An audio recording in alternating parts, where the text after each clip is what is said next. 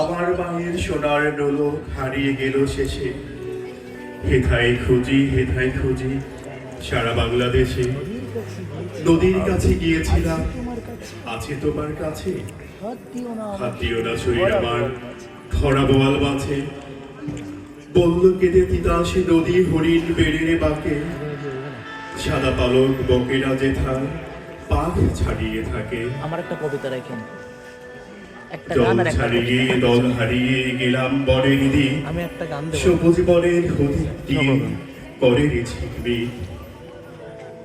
বনের কাছে এই মিনতি ফিরিয়ে দেবে ভাই, আমার মায়ের গয়না নিয়ে ঘরকে যেতে চাই। কোথায় পাবো তোমার মায়ের হারিয়ে যাওয়া ধন?